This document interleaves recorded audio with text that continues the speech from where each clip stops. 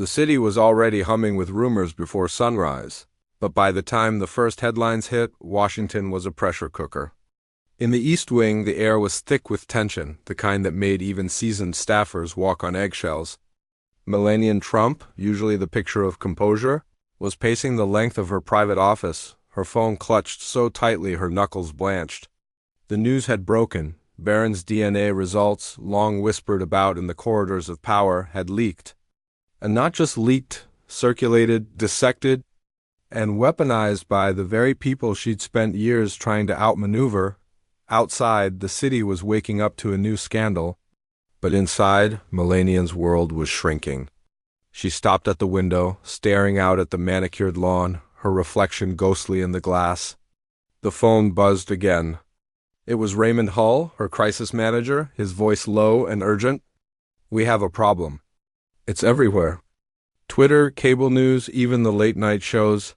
They're not just talking about the results, they're talking about your reaction." Melania's jaw tightened. "What are they saying?" Hull hesitated, choosing his words with the care of a man who'd seen too many reputations burn. "They're saying you lost control? That you screamed at staff, threatened to fire people? That you're desperate to keep something hidden?" She turned away from the window, her heels clicking sharply on the marble. "And Jasmine Crockett?" Hull's sigh was audible. "She's already on it. She's calling for transparency, saying the American people deserve the truth. She hasn't named you directly, but everyone knows who she means. Her statement's gone viral. Hashtag Truth for Barron is trending." Melania's lips pressed into a thin line. She'd spent years perfecting the art of silence, of letting rumors die from lack of oxygen. But this was different. This was personal. This was her son. Down the hall, staffers whispered in clusters, their eyes darting to the closed office door. Charlotte Winslow, Melania's newest aide, hovered near the entrance, a stack of briefing papers in her arms. She'd seen the headlines, the memes, the late-night jokes. She'd heard the rumors about the vase, the shouting, the threats. But what struck her most was the fear, raw, unfiltered, and contagious. Inside, Melania's mind raced. She'd survived scandals before, but never one that cut this close to the bone. She remembered the early days. The promises she'd made to herself and to Barron, to protect him, to shield him from the ugliness of politics. Now, with every news alert, that promise felt further away. Hull's voice broke through her thoughts. "We need a statement. Something strong but not defensive. You're a mother first, a first lady second. Play to that. Remind people that children should be off limits." Melania nodded, but her eyes were cold. "And Crockett? We can't attack her directly. She's got the public on her side. If we go after her, we look guilty. If we stay silent, we look weak." Melania's gaze hardened. "Then we find a third way." Across town, in a cramped Dallas office, Jasmine Crockett was already 3 steps ahead. Her team was buzzing, phones ringing, screens lighting up with notifications. Jasmine stood at the center, calm but electric, her presence commanding the room. She'd built her reputation on cutting through noise, on saying what others were too afraid to voice. Today, she was ready to do it again. "Here's what we know," she said, her voice steady. "The White House is in panic mode. They're calling editors, threatening lawsuits, trying to bury the story. But this isn't about Barron. It's about secrecy. It's about power. And it's about the lengths they'll go to protect their image." Her aide, Marcus Bellamy, nodded. "Reporters are scared. They've got the documents, but nobody wants to be first. They're waiting for someone to break the dam." Jasmine's eyes flashed. "Then we give them a reason. We frame the story. We make it about the truth, not the scandal. We show the country what happens when leaders hide behind closed doors." The contrast couldn't have been sharper. In the East Wing, fear and fury. In Dallas, resolve and strategy. Melania was fighting to contain the fire. Jasmine was fanning the flames. Back at the White House, Charlotte entered quietly, her hands trembling as she handed Melania the latest updates. "Ma'am, the networks are running with it. They're replaying your reaction, not the results. They're saying you're hiding something." Melania's eyes narrowed. "Let them talk." We control the narrative. Prepare a statement. I want it on every network by noon. Charlotte nodded, retreating quickly. In the hallway, she exhaled, her heart pounding. She'd seen power up close before, but never like this. Never so raw, so desperate. Meanwhile, Jasmine was preparing her own statement. She stood before a bank of microphones, the press packed shoulder to shoulder. Her words were measured, but her tone was unmistakable. Secrecy is the currency of the powerful, she began. When documents leak, when people speak out, it's not chaos, it's democracy at work. And when those at the highest levels scramble to hide the truth, we should all ask, what are they afraid we'll know? The room buzzed. Reporters leaned in, their pens flying. Jasmine didn't flinch. She never mentioned Barron or Melania by name, but the implication was clear. The story wasn't about a child. It was about the system that protected the powerful at any cost. Within hours, her words were everywhere. Hashtags trended. News pundits dissected every sentence. In living rooms across America, the conversation shifted. If there was nothing to hide, why was the First Lady so desperate to bury the story? In the East Wing, Melania watched the coverage in silence. Hull stood nearby, his face drawn. She's good, he admitted. She's making this about principle, not gossip, Melania's jaw clenched. Then we remind them what's at stake. We remind them I'm a mother. That my son deserves privacy. Hull nodded, but he knew the truth. In Washington, the harder you try to clamp down, the more others pry. The story was out. The only question now was who would control it. The White House Communications Office was a hive of activity. Every screen flickering with cable news, every phone line buzzing with urgent calls. Staffers huddled in corners, voices low, as they tried to anticipate the next move. Melania's statement was being drafted and redrafted. Every word weighed for its potential to calm the storm or fan the flames. The pressure was immense. Even the most seasoned aides felt the weight of history pressing down on them. Raymond Hull stood at the center of it all, orchestrating the response with the precision of a battlefield general. He knew the stakes. This wasn't just about a family secret, it was about the credibility of the entire administration. Every misstep would be magnified, every hesitation interpreted as guilt. He watched as Charlotte handed him the latest draft, her hands still shaking. He read it quickly, his brow furrowing. It's too soft, he said finally. We need to show strength, not just sympathy. The public needs to see Melania as a mother, yes, but also as someone who won't be bullied by political opportunists. Charlotte nodded, scribbling notes. Should we mention Jasmine Crockett? Hull shook his head. Not by name. That gives her too much power. We keep it general, focus on decency, on protecting children. Let the public draw their own conclusions. Meanwhile, in Dallas, Jasmine Crockett was preparing for her next move. The media requests were pouring in, CNN, MSNBC, even international outlets wanted her on air. Her team was energized, but Jasmine remained focused. She knew the story was bigger than any one interview. It was about shifting the narrative, about making the public see the pattern of secrecy and control. She gathered her staff in the conference room. The walls lined with whiteboards covered in timelines and names. We're not here to attack a family, she said, her voice clear. We're here to demand accountability. The American people deserve to know when their leaders are hiding the truth.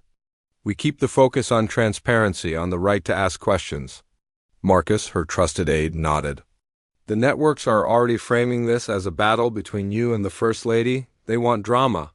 Jasmine smiled, a hint of steel in her eyes. Then we give them drama, but on our terms. We don't stoop to personal attacks. We show the country what real leadership looks like. Back in Washington, Melania was ready. She sat in front of the camera, sunlight streaming through the window, her expression composed but resolute. The statement was brief, but every word was chosen with care. I have always believed that children must be off limits. She began, her accent lending gravity to the words. Now I see shameful people in positions of power using rumors and lies to attack my family. My son deserves privacy, not spectacle. I will never stop protecting him. The video was released to every major network, replayed on a loop throughout the day. Supporters praised her strength, her maternal instinct. Critics noted what she didn't say: no mention of the DNA results, no direct denial, just a plea for privacy. The debate raged on social media, with hashtags like #ProtectBarron and #TruthMatters trending side by side. Jasmine watched the statement with her team, her face unreadable. Marcus broke the silence. She's doubling down on the family angle. It's smart. It makes her untouchable to some people. Jasmine crossed her arms. Untouchable, maybe? But only until the truth slips out. She's playing for sympathy, but she can't erase the cover-up. That's where we stay focused. The contrast between the two women was stark.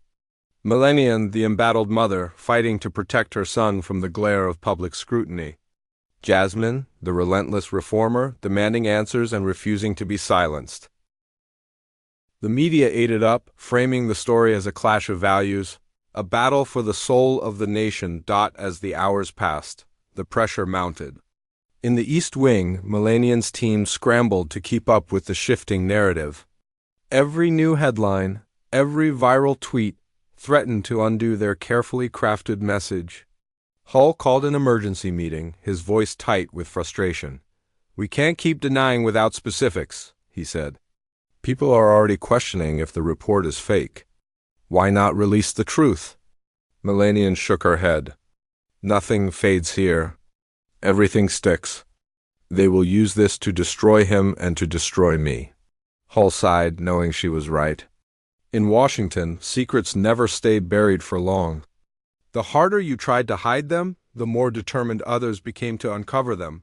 Meanwhile, Jasmine was fielding calls from national media outlets. Her message was resonating across the country. Approval among independents had jumped 7 points overnight. Her staff buzzed with excitement, but Jasmine remained cautious. "We have to keep this about principle, not gossip," she reminded them. "The moment this becomes about Barron personally, we lose the moral ground." Lena, another aide, nodded. "So how do we move forward? Another statement? A TV appearance?" Jasmine tapped her pen on the desk. "Not yet. Let them chase me. The more they beg for comments, the more control we have. But when I do speak again, it has to land like a hammer across the country." The next morning, the city was electric with anticipation. Reporters camped outside the White House, their cameras trained on every entrance. In coffee shops and offices, people debated the scandal, each new rumor fueling the fire. The sense of crisis was palpable. Inside the East Wing, Melania's team was exhausted. Charlotte handed Hull a stack of press clippings, her eyes red from lack of sleep. "Every attempt to contain the story seems to backfire," she said quietly. Hull rubbed his forehead, watching Jasmine's latest clip play on the screen. She didn't even mention Barron. And somehow she turned this into a storm. She framed it as standing for the people. Melania entered the room, her expression unreadable. She scanned the staff, then pointed at the screen. "This woman, Crockett, she thinks she can use me. She thinks I'm weak. She does not know me." The battle lines were drawn. Across the country, the conversation was shifting. It was no longer just about a DNA report. It was about power, secrecy, and the right to know. And neither woman was backing down. The third day dawned with a restless energy, the kind that made even the most jaded Washington insiders sit up and pay attention. The city was abuzz with speculation, every conversation laced with the same question: what would happen next? The story had outgrown its origins, morphing from a leaked document into a national reckoning about trust, transparency, and the limits of power. In the White House, Melania's world had become a fortress. Heavy curtains blocked out the morning sun, and the usual bustle of staff had been replaced by a tense, almost reverent silence. Hull stood at the head of the table, his notes spread before him, while Charlotte sat across with a stack of press clippings. Melania entered last, her pale suit immaculate, her face a mask of calm determination. "Tell me what we do," she said, not bothering to sit. Hull cleared his throat, glancing at Charlotte for support. "We strike back, but carefully. First, emphasize your role as a mother, then as First Lady. framed Crockett as reckless, willing to drag families into political theater for personal gain. If we make it about decency, we win. Charlotte added, "We've drafted a statement, short and controlled. No direct mention of Crockett, but a reminder that children should be off limits." Melania scanned the paper, her eyes flicking over the words. She set it down, unsatisfied. Not enough. Hull frowned. A harder approach could backfire. Crockett has public sympathy. If we attack directly, it would look like we're hiding something. Melania leaned forward, her voice low and unwavering. "I am not hiding. I am protecting. There's a difference. She makes me look desperate. I will show her I am strong." The room went silent. Hull knew the First Lady rarely contradicted advice so openly. When she did, no one swayed her. Later that afternoon, a camera crew entered quietly. This wasn't a holiday event or a school visit. It was for Melania herself. Sitting by a window with sunlight brushing her face, she delivered a statement directly to the camera. "I have always believed children must be off limits," she said, her accent precise, her voice steady. "Now I see shameful people in positions of power using rumors and lies to attack my family. My son deserves privacy, not spectacle. I will never stop protecting him." The recording was under 2 minutes but landed like a stone in a pond. Networks replayed it constantly. Commentators debated whether she looked strong or defensive. Supporters praised her as a mother protecting her child.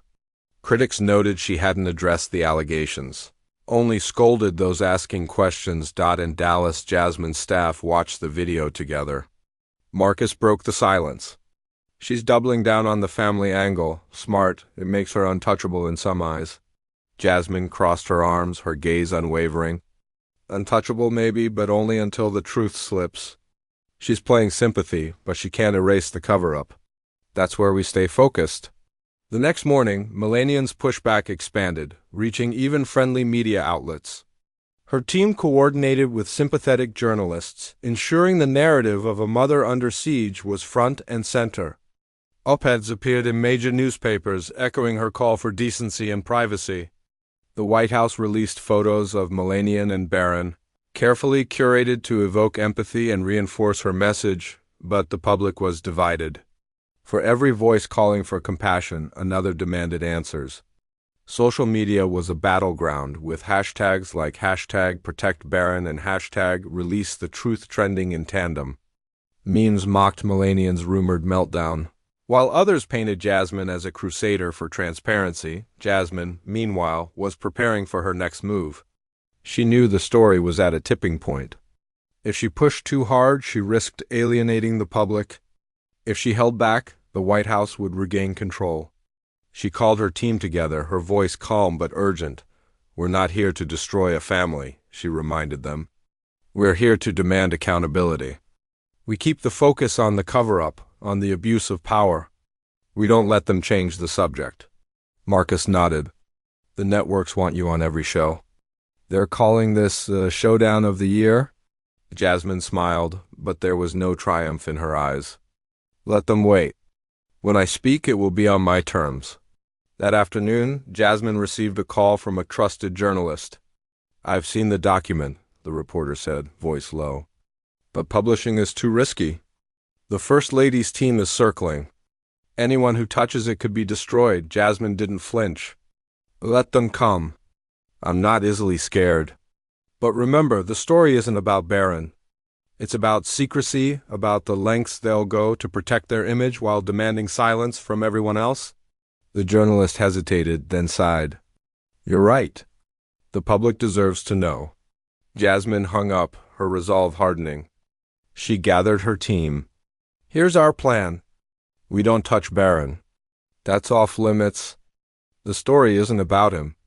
It's about secrecy, cover-ups, and the lengths they'll go to protect their image. We frame it as a fight for the truth."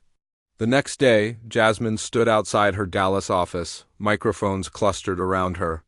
She delivered her message with calm precision. "Secrecy is the currency of the powerful," she began. "When documents leak, when people speak out, it's not chaos, it's democracy at work. And when those at the highest levels scramble to hide the truth, we should all ask, what are they afraid we'll know? Her words echoed across the country. News pundits replayed her remarks, dissecting every phrase. In living rooms and offices, people debated the scandal, each new rumor fueling the fire. The sense of crisis was palpable. Inside the East Wing, Melania watched the coverage in silence. Hull stood nearby, his face drawn. "She's good," he admitted.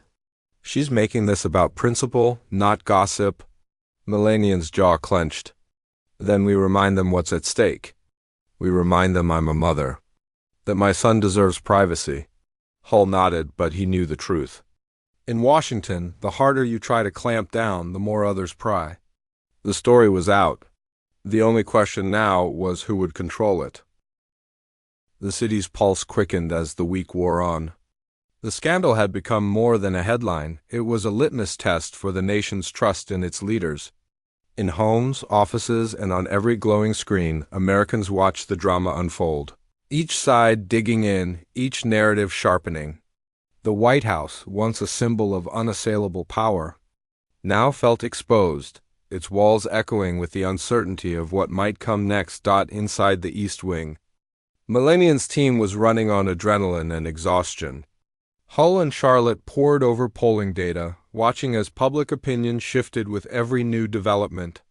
The First Lady's approval among her base remained steady, but among independents and moderates, cracks were beginning to show. The more she insisted on privacy, the more some wondered what was being hidden. The harder her team worked to control the story, the more it seemed to slip from their grasp. Melania herself was a study in contrasts. In public, she was poised, her statements measured, her appearances carefully choreographed. But behind closed doors, the strain was visible. She paced her office late into the night, replaying every decision, every word, every moment she'd let emotion show. She knew the world was watching, waiting for her to stumble. She also knew that for all her efforts, the narrative was no longer hers alone to shape. Meanwhile, in Dallas, Jasmine Crockett's star was rising. Her refusal to make the story about Barron, her insistence on focusing on transparency and accountability, had struck a chord. She was invited onto every major network, her words replayed and analyzed by pundits and citizens alike. Yet Jasmine remained disciplined, never taking the bait, never letting the conversation devolve into personal attacks. She understood the power of restraint, the value of letting the facts and the First Lady's own reactions speak for themselves. One evening, as the sun set over the city, Jasmine sat with her team, reviewing the latest developments. Marcus scrolled through social media, reading aloud the comments that poured in by the thousands. "People are saying you're the only one telling the truth. They're calling you the voice of reason." Jasmine shook her head, a wry smile on her lips. "It's not about me. It's about the principle. If we make this about personalities, we lose. The moment we stoop to their level, the story becomes just another political fight. We have to keep the focus on what matters, on the right of the people to know the truth." Her team nodded, energized by her clarity. They knew the coming days would be critical. The White House was regrouping, preparing a new round of statements, perhaps even a counteroffensive. But Jasmine was ready. She had learned that in the battle for public trust, patience and integrity were the sharpest weapons. Back in Washington, Melania's advisors gathered for one last late-night strategy session. The room was dim, the only light coming from the screens displaying the latest headlines. Hull spoke first, his voice weary but determined. "We need to change the conversation. If we keep reacting, we'll always be on the defensive. We need to remind the country who you are, not just as a mother, but as someone who has always stood for dignity and strength." Charlotte added, "We could arrange an interview. Something controlled, but more personal. Show the real you. Let people see your vulnerability, your resolve." Melania considered this, her eyes distant. She knew that vulnerability could be a double-edged sword. But she also knew that, in this moment, authenticity might be her only way forward. She nodded slowly. "Set it up, but I want to speak on my terms. No ambush. No gotcha questions." The next day, the interview was arranged. Melania sat across from a respected journalist, the cameras rolling, the nation watching. She spoke of her love for her son, her commitment to protecting him, her belief in the importance of privacy for all families. She did not address the DNA results directly, but she did not need to. Her emotion was real, her pain visible. For some, it was enough. For others, it only deepened the mystery. Jasmine watched the interview from her office, her expression thoughtful. She recognized the strategy, respected the discipline. But she also saw the limits. The country was changing. The old rules, deny, deflect, distract, no longer worked as they once had. People wanted answers, not platitudes. They wanted leaders who would face the truth, not hide from it. As the week ended, the story remained unresolved, but the lines had been drawn. Melania, fighting to protect her family and her legacy, determined not to be defined by scandal. Jasmine, relentless in her pursuit of transparency, refusing to let the powerful rewrite the rules. The nation watched, divided but engaged, each citizen forced to confront their own beliefs about privacy, power, and the price of truth. In the end, it was not a single statement or viral clip that defined the moment, but the clash of values, the struggle for control, and the enduring question, in a world built on secrets, who gets to decide what the public deserves to know?